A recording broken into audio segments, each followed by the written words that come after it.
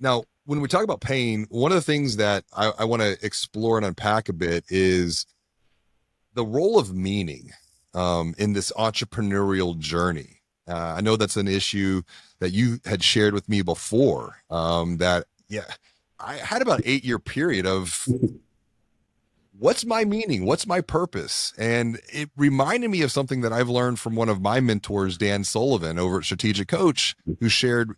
Always make your future bigger than your past. And I think that's important, particularly in the context of the age of AI, because the future is getting faster. I think about Peter Diamandis, the future's faster than you think.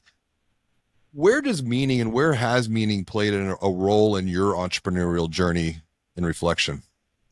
Yeah, I thought a lot about this because my birthday was December 31st, and New Year's Eve is a great time to write your goals and figure out what you're going to do next year. And I always used to do that, even when I was like 19 years old.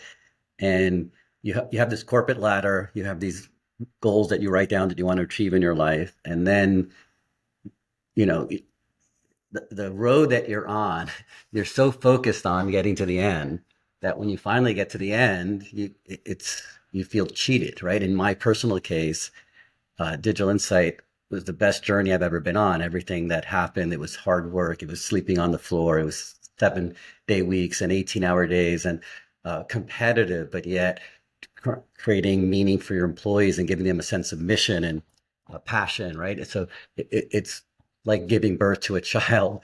I have two daughters. Like it's not so dissimilar starting a company. And then when we went public, there was a sense of, wow, I deserve to travel and I deserve to, brought in a new outside CEO. I deserve to take some time off and, you know, have fun and travel and, did a motorcycle trip across the United States, did trips in Europe and all over. But there was an 8.5 year period where I didn't have another goal. I wasn't writing down my next year's goal. And there was a sense of, am I ever going to create something as big as Digital Insight or something as important? And I don't want my past to be bigger than my future. I wouldn't have described it that way, but it was, what is my next thing? And for me, and getting married and having kids, there were a lot of great things that happened in my life that gave me meaning. But from a career standpoint, I felt empty and I felt cheated. I felt like I'm on the Everest and now I wish I was just climbing again. I don't want to be at the summit. I want to climb. And for me, the saving grace was having this realization that it wasn't the outcome. It wasn't how big the exit was, or that I was on NASDAQ ringing the bell at the IPO with, my co-founder. It was the process to get there, to understand a problem, to invent a solution, to put together the team and the capital and everything it takes to make something great. And I had an exit that was, two commas less than Digital Insight. And I had the same excitement because I remember thinking I had an exit. It was, it was something that I birthed and created and was passionate about. And I got to that end point. And that's when I realized the journey is the reward. That meaning being a map to an even bigger future, to climb an even bigger mountain. It's like you climb Everest, and then it's like well, what's the next Everest that I can climb? It reminds me of a book that I read, Peaks and Valleys. It's like you achieve one peak and then you see, oh, there's another peak further off in the horizon, but I'm probably That's gonna have it. to go back through the valley. I'm probably gonna have to go back through some dips to then climb that next mountain. I think what you said though is very insightful about how the entrepreneur can have this purpose and this meaning, but then being able to effectively, and this comes back to what you were sharing before, effectively communicate that with the team so that they also feel something of meaning as Yeah. well. How have you done that over the years to take the idea, the meaning in your mind, and then be able to communicate that to others around you so that you're all working towards an even bigger meaning, a bigger future together? Yeah. It's crucial that everyone feel like what they're working on is important, and sometimes you're just a coder or head of product or you're working in a design function and you don't feel that what you're doing is so important.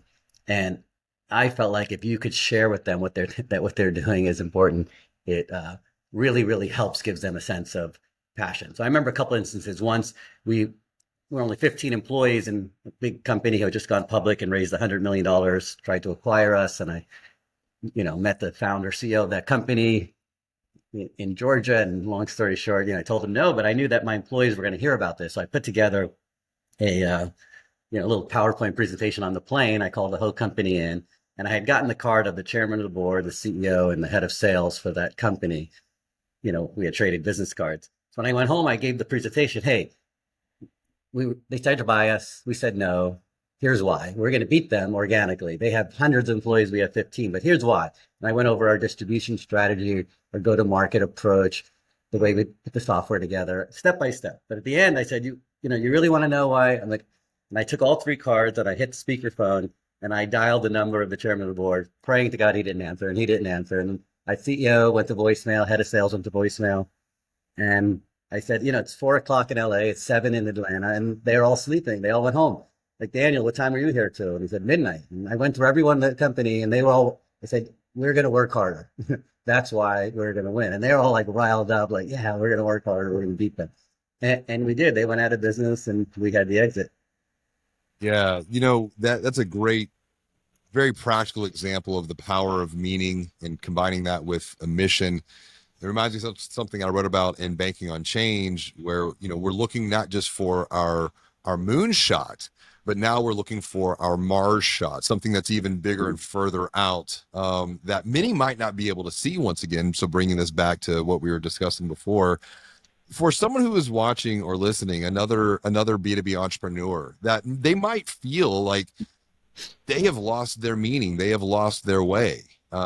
What would you recommend for them to reconnect with? Because I think with your behavior, your habit of writing down goals, your birthday, December 31st, which is going to be an easy one. So you're going to look for a text. I'm putting this out there. You're going to look for a text from me on your birthday every December 31st, because I do reach out to people and I express gratitude to them throughout the year. And it's going to be an easy one to remember. But where does your goal writing, or perhaps what's a practical way that someone watching or listening can reconnect with meaning if they feel like they've lost some of that themselves?